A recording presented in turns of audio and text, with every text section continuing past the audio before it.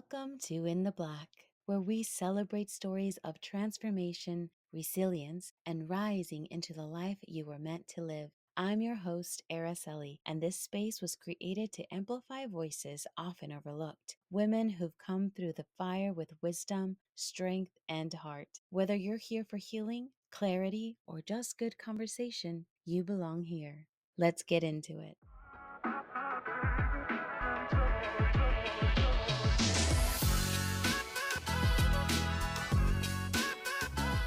Today's guest is a walking, talking portrait of resilience. And she also happens to be a professional caricaturist. As a solopreneur and entertainer, she brings joy and laughter to weddings, corporate events, and celebrations. But behind every stroke of her pen is a powerful story of persistence.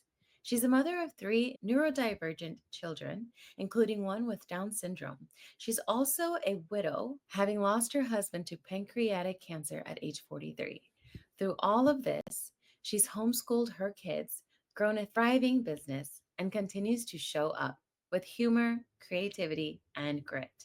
Her life is a mosaic of challenges met with boldness, neurodivergence met with love, and adversity met with refusal to quit. Her core belief: you only fail if you quit. Let's welcome to the show a true example of courage in motion, Kathy Buskett. Oh, Welcome to our podcast. I'm so happy to be here. Thank you, Araceli. Absolutely. So I know I introduced you, but can you give us a little bit just about who you are? Hmm. Well, hmm. How do you describe yourself? I guess I'll just go with the angle of, what I do, which is I enjoy making parties and weddings and special events fun for the guests and the hosts, and I go in and I spread joy and laughter, and it's just the most wonderful job in the world, and I'm blessed to have been doing it for 26 years. And now I used to do it with my late husband, and he passed away. I was his caregiver, and that was 10 years, well, yeah, 10 years ago this year. And so eventually I remarried, and I'm very happy. But my kids, I raise them and I homeschool them. And we also run a ministry to people in Africa and Asia. And my husband is a minister, so he just preaches, and we both are music ministers. So very busy people. But we just do, I myself and my husband too, we both tried our best to spread, joy and encourage people as much as possible. Wow, it sounds like it. You're busy, busy, and now you want to start a podcast? I thought it might be good for my business. I wouldn't do it probably as much as you do. It would probably be a lot less, maybe, often. Gotcha. Yes. So let's talk about you building a vibrant career as a professional caricaturist. First of all, I'm curious as to how that concept even How did I get into got it? started. Yeah, which is Yeah. so unique. And then can you tell us what first pulled you toward that path and what you love most about it? Okay. So the thing I love most about it, let's start with that. I just love making people happy. To me, that's the most important thing. So I want my guests, you can see like a picture back there. Um, there's one of my couples that I did at their wedding. I want them to just go away feeling good about themselves, loving the artwork, wanting to frame it, put in their home. And I have pieces of artwork all over the world from people who have come and drawn with me over the 26 years. And watching people laugh after I've revealed the caricature, there's nothing like it. So how I got started, that's the number one question that people always ask me. So they sit down, I introduce myself, and then I tell them they can talk to me while I'm drawing, and then they ask me, how did you get into this? Um, so back when I was a kid, I have always been an artist since I was a young child. My mother used to tell a story about how when I was 4 years old, I went into my bedroom and came out 8 hours later with a sculpture that I had made. I called it a sewing machine, and it had all these little things hanging from it, like a sewing machine would have. And I actually remembered making that. So, because I had to put the staples and like kind of tie them together. And I was 4, so she knew back then that I was going to be an artist. But I didn't know. I always been in all the arts. I used to. I still write. I'm writing a young adult novel. I have written a children's book. I got into dance and drama, and so I didn't know which one I was going to choose. I really didn't, and I just kind of my dad told me I needed to go into art, and I was like, no, I can't make a living at that. Haha. Which is kind of the opposite of what you think of, right? You think like it's the dad that's going to be like, no, you shouldn't go into art. You're not going to make a living. But no, it was me. And he was saying, you're going to waste your talent if you don't. So I did. I took one course and I loved it. I got hooked. And I was still kind of working my way through college at that point. And I majored in art in high school, but that was more like, I just want to have some fun. Um, and I majored in it in college too. And then I got my degree in fine art, and I'm like, what am I going to do with this? Fine art, if for those of you who don't know, it's not the most saleable um commercial. Like if you want to be in commercial art, and I didn't know this, I just thought fine art, I'm going to learn all the basics of color and how to paint and how to draw, which I did. I got a really good solid foundation. And I went to community college. I just have a degree, an associate's degree, but I also took every course that they had because even after I finished getting my degree, because I wanted to just learn. I wanted to learn everything. But I didn't take any graphic design courses, and I didn't take any illustration courses, which has kind of been a handicap. I wish I had done that. So if anybody is thinking about that, I would definitely at least take a course or two in those commercial things, because fine art, but it did help me, and it has given me like a kind of a fine art flair to my artwork, which is kind of cool because there aren't a lot of people who ended up doing caricature who have a fine art background.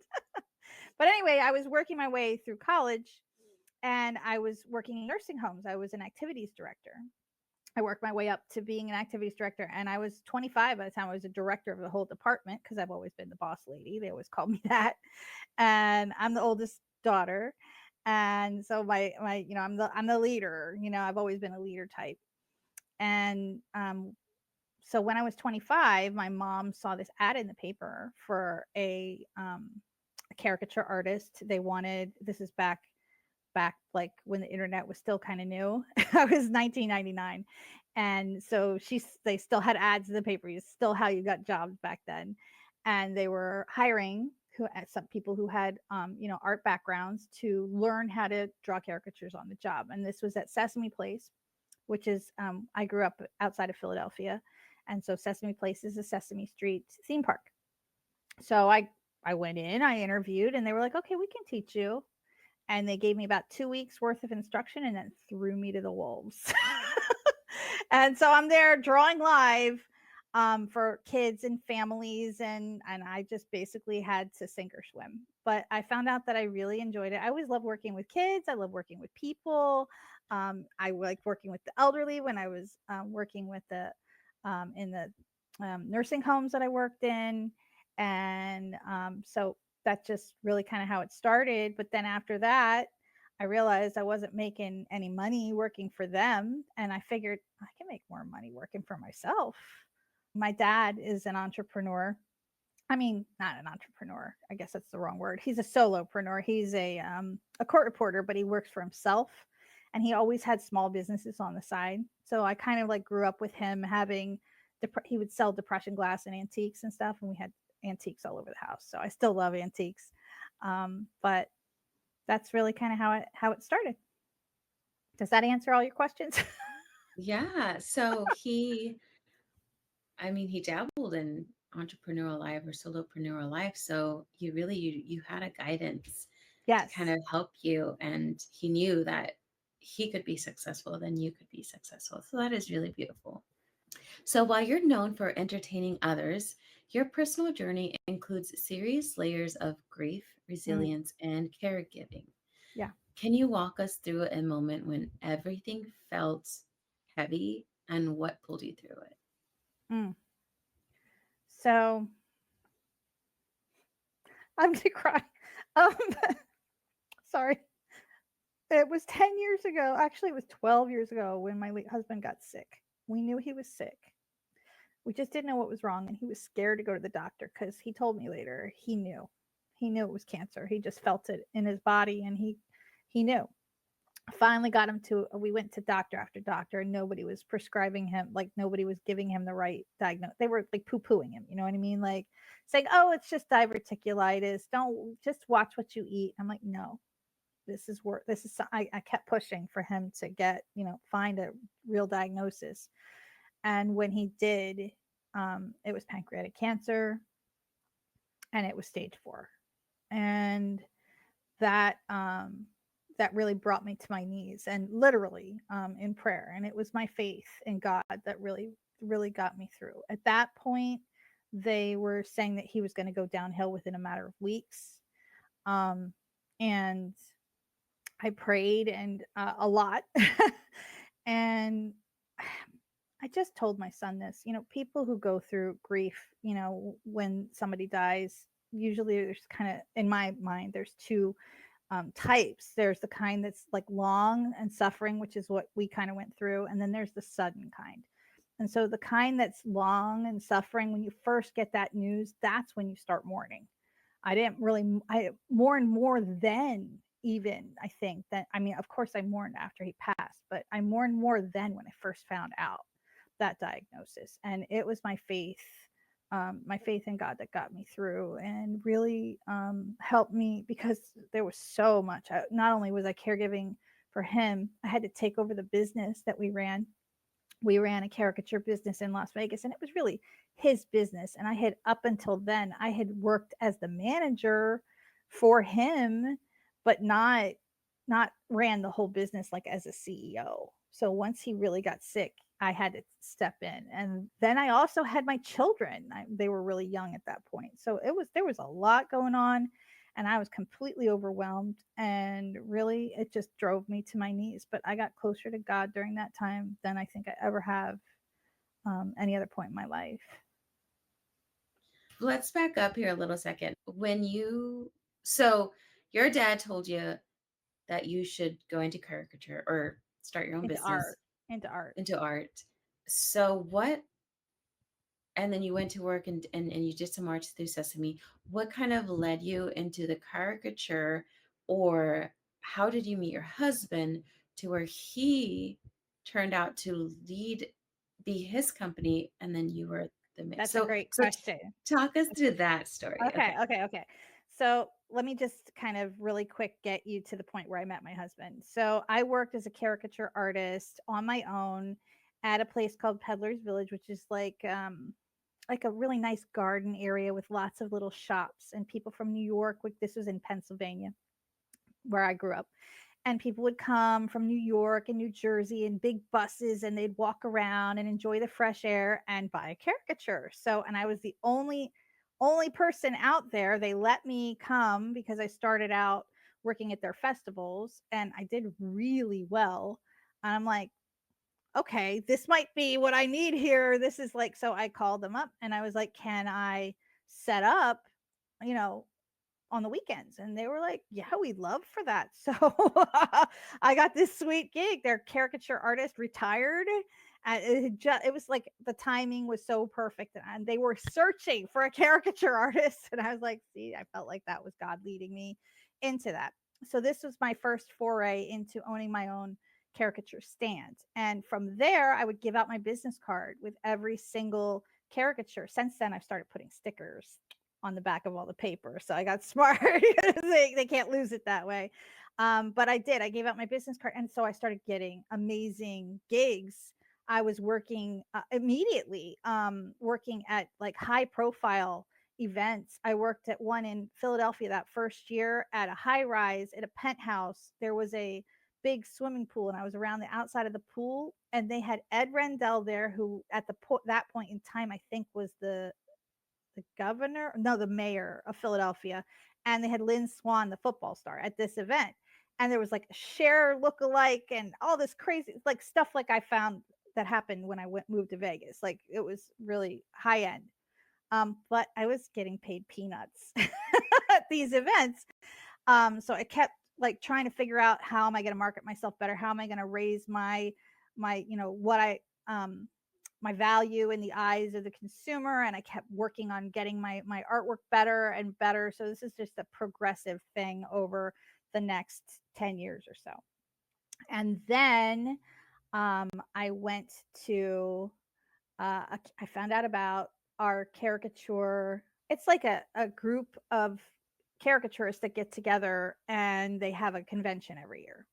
And I found out about this and I was excited and I wanted to go check it out. Now, at this point, I had already been married. I had my daughter who has Down syndrome, and we'd actually split up. Like, there was this whole other thing with my love life, but I'm not getting into all that.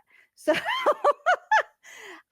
but at this point, I was single and I'm like, I want to go and I want to check out, I want to learn about different artists and meet other people and just find out what this is all about. So I went to my first convention, and that was in 2006.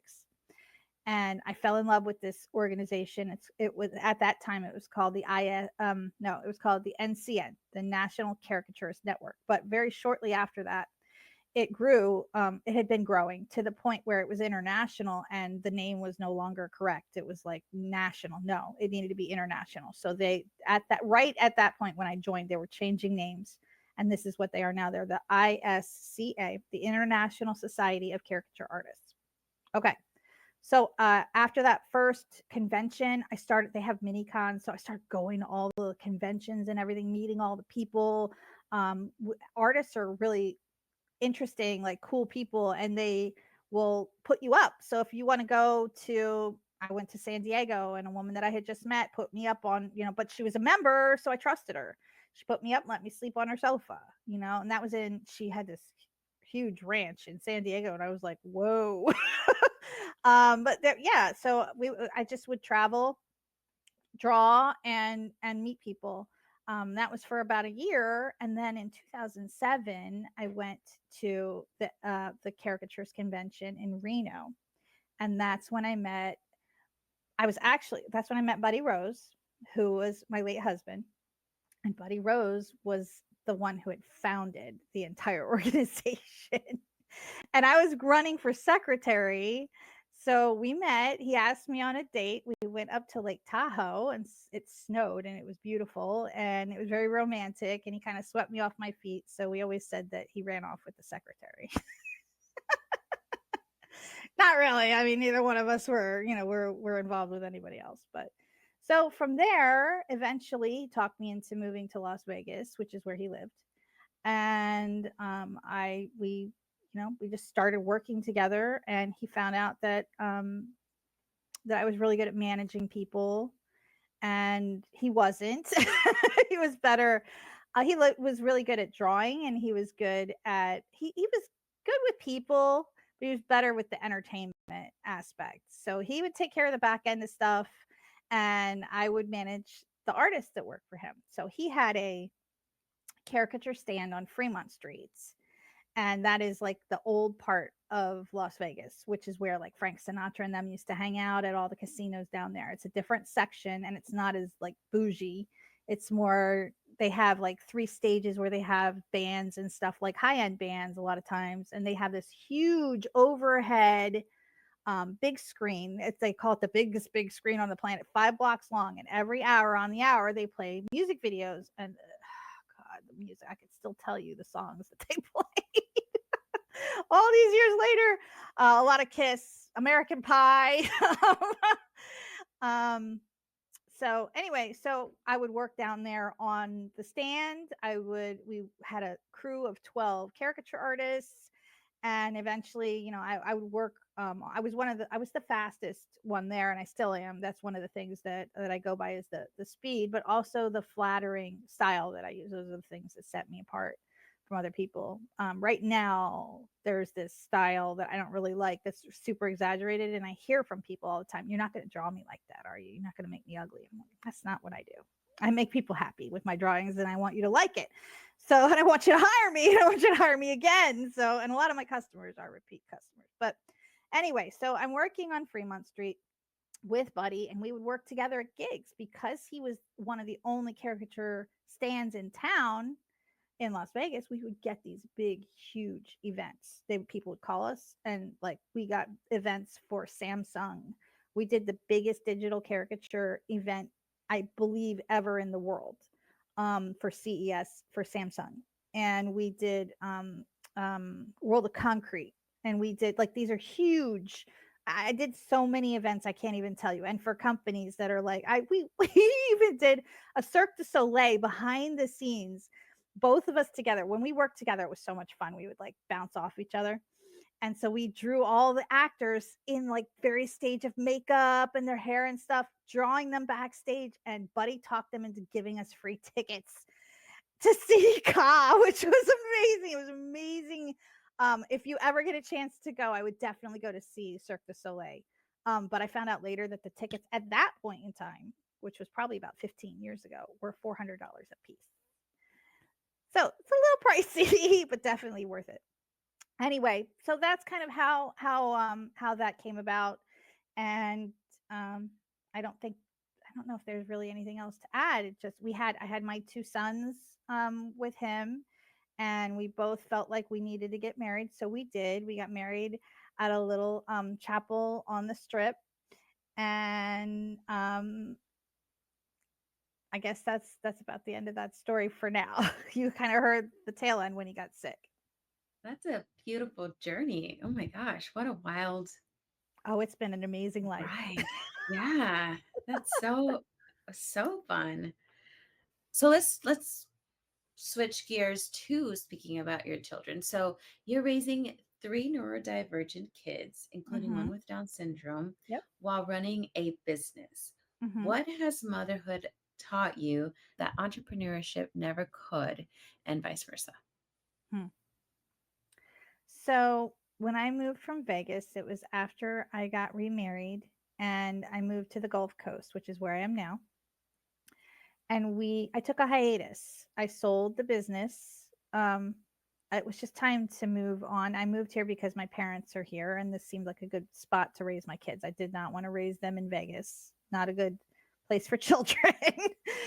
And so when we moved, I felt really like I really needed to homeschool my kids. And at that point, my daughter was just about to go into high school, which was really terrifying, because she's just got even at that time, she had, the mentality of about a 5-year-old going into a high school with boys who, you know what I mean? I just was scared. And then I also had my sons who were in second and first grade. And my one son was already showing signs of ADHD. My other son was getting bullied, and at second grade, real sensitive kid.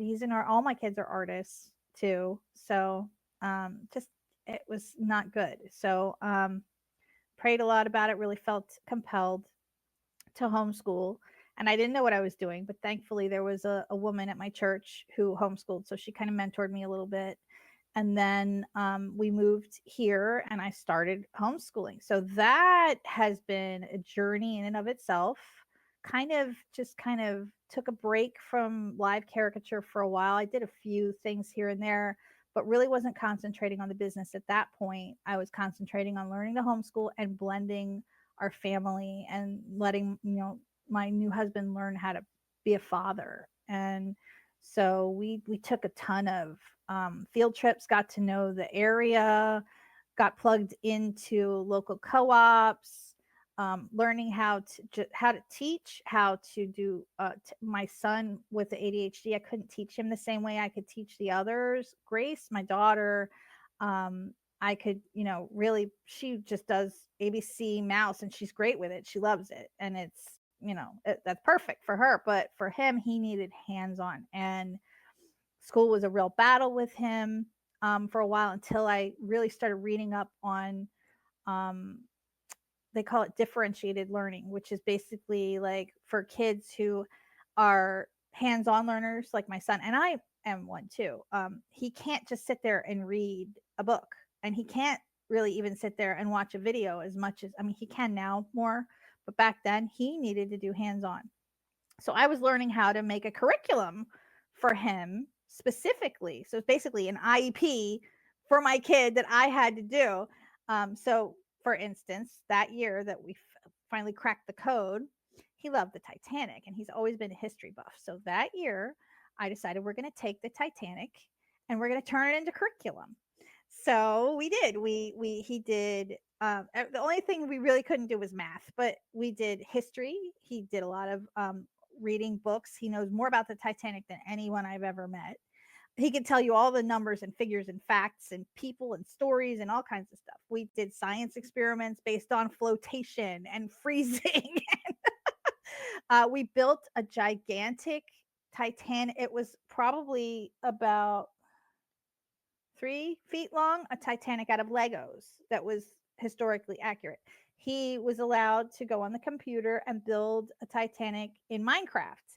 And he built it with I mean, it was incredible with everything. Was as much as you could with the limitations of Minecraft. It was as much like the Titanic as possible. So just using my creativity for that instead of really with my business. Um, so my kids have taught me, you asked, what have they taught me that my business never could? Well, um, I think my business has taught me a lot, but my kids have taught me how to be a better person. I think I've had to learn much more patience. People tell me I'm patient. It's because of homeschooling. It's, like I hear people say, oh, I can never homeschool because I'm not patient enough. I'm like, it teaches you patience. It will teach you. And I love my kids, and they're much closer to me than I see a lot of parents just really disconnected from their kids. They throw a tablet at them and, don't want to hear them talk. And I try not to do that myself. And my kids were really not allowed to have video games until they were like 12, 13. I didn't want their brains rewiring, with that. So they are allowed now, but it's limited more. So my kids are now, my daughter is 23. My middle son is 16 going on 17, and my youngest is 15. So, and we are all in high school. Grace is still learning because if I don't continue to school her, she forgets. So, but she has a job at Publix where she's there right now working as a bagger, and she just loves it. My son Dan was working at Subway until they closed, but he was actually got himself to the point where he was manager at 16. And my son Matthew is not working yet because he wants to find a job, but he's been having trouble. But he is a huge history buff, and his thing now is World War II. And he has this huge collection, and he's trying to, of actual World War II artifacts that most of them he's paid for and bought himself by earning extra money doing chores and stuff. And he wants to be a historian, even though he has ADHD, and I try to encourage him with that. Oh, and I forgot to mention my son Dan, also my middle child, has a successful YouTube channel where he talks about video games and like makes fun of them and stuff. But he and he does walkthroughs, but he just reached over 1 million viewers and he's getting monetized. So he's all excited about that. That's amazing. Oh, your journey is just heartwarming. I love it. Being able to balance all of that and pour so much of yourself into your children is something that you don't see a lot. So, thank you for sharing. So, going back to loss and life after grief, you were widowed at 43 due to pancreatic cancer. That's a loss many can't even imagine. What was that season like for you, and how did you slowly begin to rebuild your life after that loss? So that was a rough time. That first year, and they always say this, it was the hardest. Thankfully, I found and somebody invited me into an online grief group immediately. Someone that I knew, it was an artist who just dragged me into this grief group, and talking to them really helped. It was faith based, so yeah, I really leaned on my faith. That was a really hard time. That was I was in shock, even though I knew it was coming. It was still really shocking, and I also was dealing with some family issues. His family, my late husband's family. That grief does strange things to people, and they were just really against me at that point. So I had to deal with that, and trying to keep my business afloat, keep my kids, you know, trying to help them with the grief. So yeah, I would just say I really leaned on my faith, my church too. Yeah. Yeah. Um, Started going to women's groups that I had never really done that before. Made some friends, which is a little bit more hard for me, challenging for me.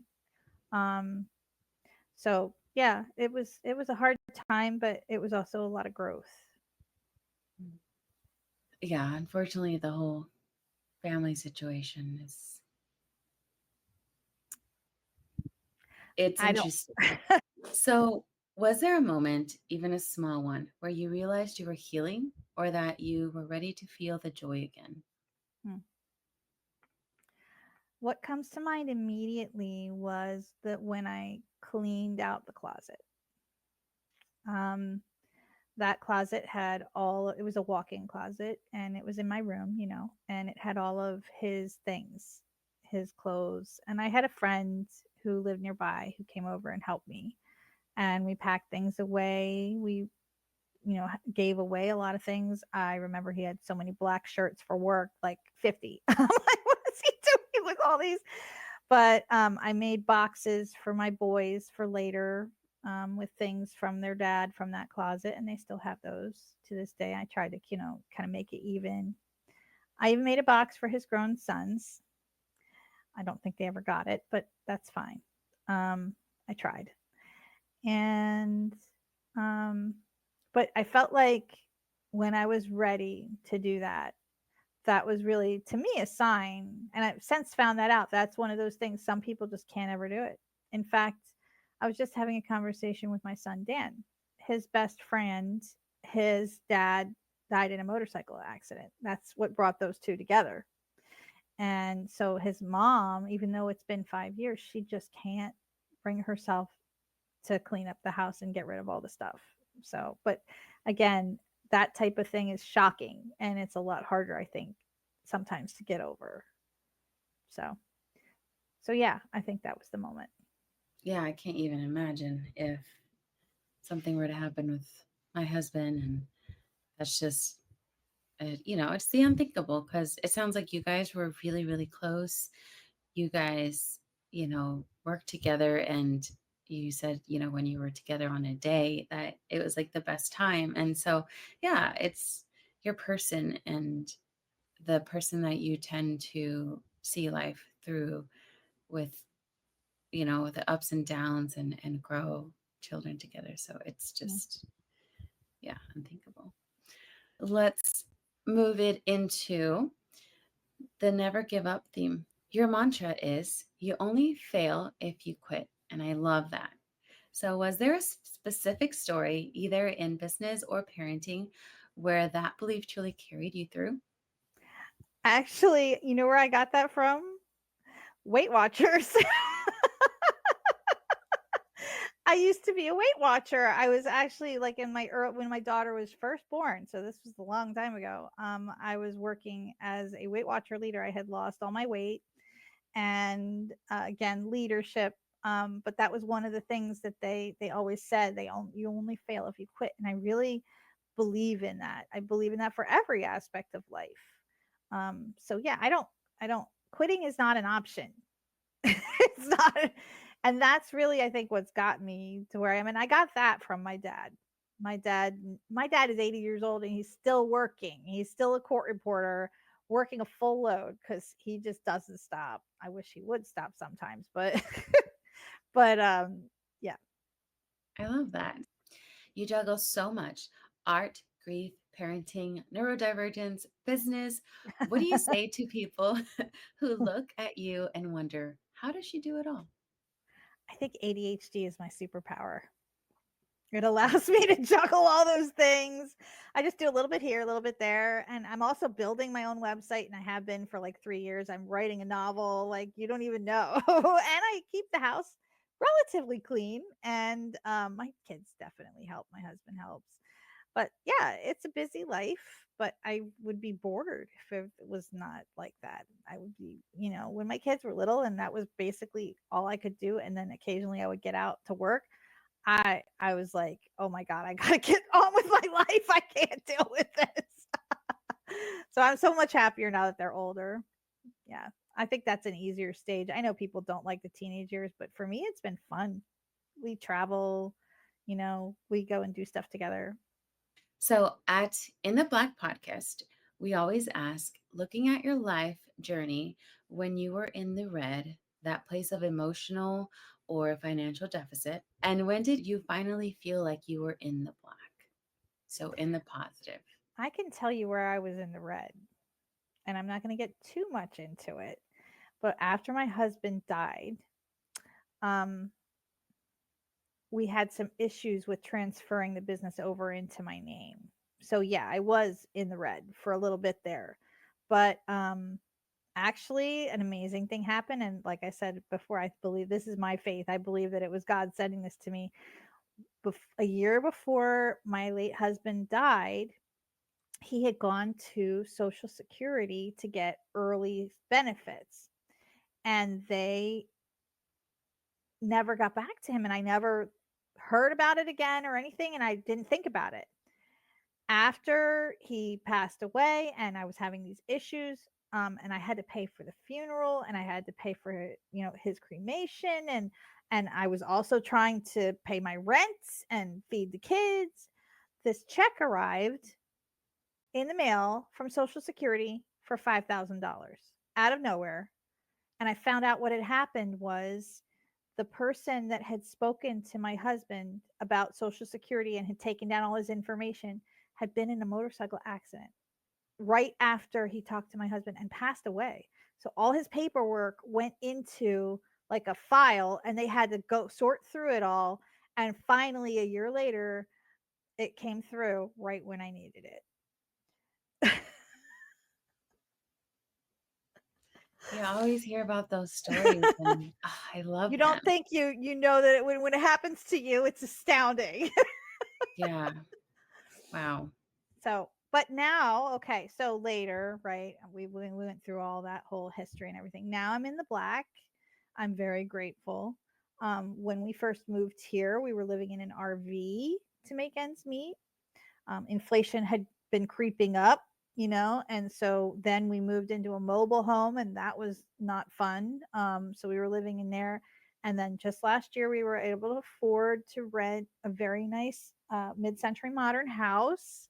So we're really grateful to be here, and just putting one foot in front of the other, with faith, trusting God, and hard work, rolling up my sleeves every day, showing up every day, and never quitting. And learning as much as I could about marketing. That really helped a lot. Uh, Girl, I am learning marketing myself. If you could give one piece of advice to someone facing adversity right now, someone who wants to give up, what would you say? I think that there's always a way out. There's always an alternative to giving up. Um, you might need to take a break from whatever it is that you're doing, or um, try to get some perspective, go take some time alone, stay in the woods for a while, or go to the beach or whatever. But there's always a way out. And also, for me, I know not everybody has faith, but hold on to your faith. um, you know that's really the only thing that did it for me.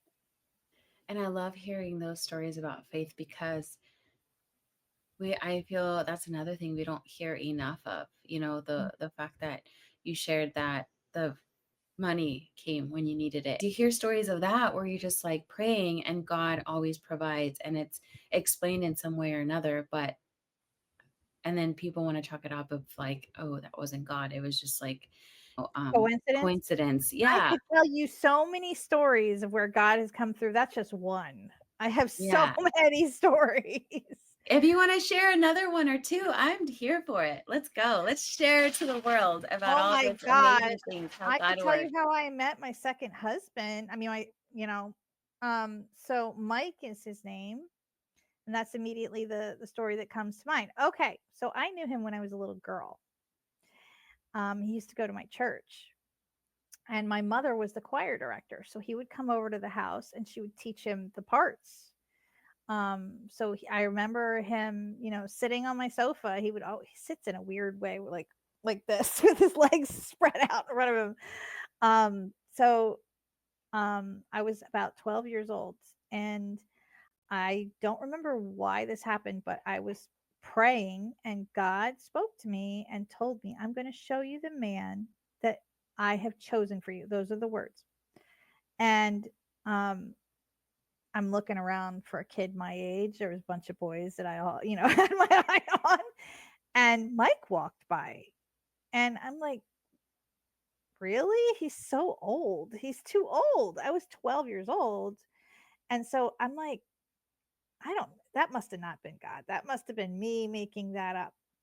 This is incredible. Okay. So later, right, I'm walking. I was in a certain place in the church. It's in a hallway, and I was walking by, and he walked by, and I said to him, "How old are you?" And we always joke about that now. How old are you? But he's like 28. Why? And I'm like, never mind. And I kept walking, and I discounted it. I was like, that's crazy. I must have been dreaming. Um, and I forgot all about it. I completely forgot about it. Um, and he eventually, within the next year or so, he left church. He went on the road as a trucker, and that was like his job. And I never saw him again. And I went through my whole life. I got married. I had Grace. I got divorced. I met Buddy.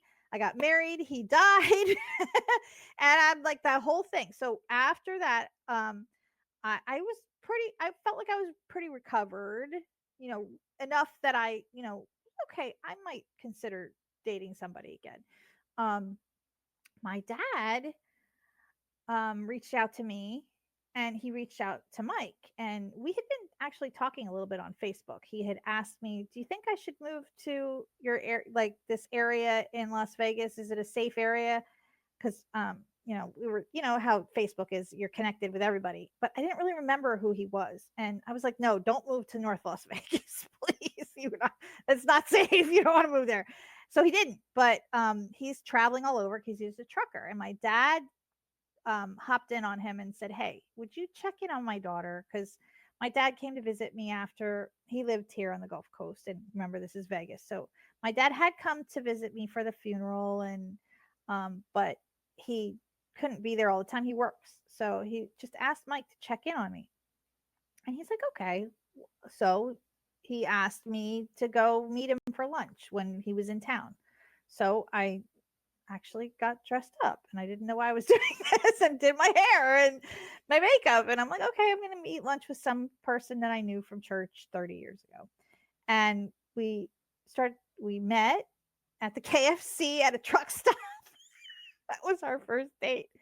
And I didn't really think of it as a date at that point. But we sat and talked, and we reminisced, and I started to I realized, okay, I think I know who this guy is. I think, because I thought it was somebody else that was friends with my dad. And we talked about people that we knew, and like the pastor and his wife, and just kind of caught up. He left long before I did, so I was kind of catching him up on the different people and what happened to them. And that was that. And we went our separate ways, but he emailed me after, and he said something about how he called me sunshine. And I'm like, that's a little flirtatious. um I'm going to nip this sucker in the bud. And I wrote him back, and I was like, look, I'm not interested. So listen to this. Okay, this is where it gets good. That night, I had a dream. And in the dream, it was a memory. It was what I told you at the beginning about how God spoke to me and told me, I'm going to show you the man you're going to marry. And he walked past, and it was him. And I woke up. Oh my God. And I was astounded. And I was like, God, if that was from you, tell me something else I need to know. And immediately I had a memory of him in the hallway and me asking him, how old are you? I'm like, oh my God, this is real. So I astounded, and eventually I responded by writing him back and saying, I think I have to take that back. And he wasn't going to tell me this, but he did. He told me, when you pulled up to the KFC, God told me that's your wife. So then when I told him the whole story about the hallway, he was like, I remember that when you asked me, how old are you? And I was like, you remember that? Like, that was confirmation that it really did happen. He's like, yeah, such and such a person was with me. And I was like, oh, they were. I forgot. Mark was with you. Like a witness. We don't even know where this guy is now, but we both remembered that this guy was there. And it was like, so this really did happen. And so we dated for a little while, and then he's like, if God shows you something, why don't we just do it and get married? So we did. And it was pretty quick, and we just got married in outside of Las Vegas. There's a beautiful waterfall on a walking path, and I had something called a wedding wagon that came and married us. And and then we just went on with our lives. And then eventually we decided, okay, we're going to move from Vegas. We're going to sell the business. And we moved here, and it's been 10 years now. Oh, I love that. And you can see my dog here. Thank you so much for sharing. Oh, I love You're those welcome. stories. Awesome. Yeah, it's kind of similar to, not similar, but God intervention with me and my husband. But I won't bore. Actually, I will bore you with that really quickly. Please. So he was searching everywhere to have somebody draw us because he knows I like caricatures and like people drawing me. Really? You're a caricature artist. And so he found this lady. Turns out she was atheist, and she turned Christian, and she was talking to God. Thing that people have. I envy that. That's amazing. Fast forward, he set the whole thing up. We stopped by in the park, and there was a caricature artist, and he's like, hey, there's a lady drawing. Maybe she can draw a picture of us. And I was like, you don't disrupt somebody painting. Like, you don't know what they're painting. You didn't know if it was a character artist. He's like, no, let's see. And he had already set it up. So she had the photo. It was already like started, and I had no idea. But turns out that when she was drawing us, God was talking to her about how he created him, how he created me, and why he brought us together. And rewind to me praying to God for the 4 years I dated this man of like, he's white, he doesn't work out, I'm not attracted to this guy. God, please, really, do you want me to marry this guy? Is this the guy for me? Should we break up? And like, and so 4 years into it, she is there. She writes in the back of it of that. And I'm just like, that's my answer. Like, Oh yes, my marry this God, man. that's Isn't it? awesome. Yay. See, God speaks to you. He just doesn't maybe necessarily do it in the same way. That's what I've found, is Yeah. that like everybody speaks to a little bit differently, maybe according to what we need, Yeah. you know? So, and when I got married to my late husband, no, I'm sorry, when I got married to my now husband, God told me that I'm going to be speaking to you less because he's the head of the household. Because Oh. yeah, so I was like, okay, so I don't hear him as audibly as much, but I see him, like see the things, and I get a feeling a lot of times, like I don't know how to explain it. I just get a feeling like, okay, that's probably the Holy Spirit trying to tell me something. So, and I usually, I'll tell my husband, and he'll be like, okay, that's confirmation. So Aw. yeah, but that's awesome that we have, and you even have a caricature artist in your I do. I story. gotta That's go pull it out. so I cool. gotta show you the painting. But that makes so much sense because they would come up to me randomly and tell me messages about what God said to them to tell me.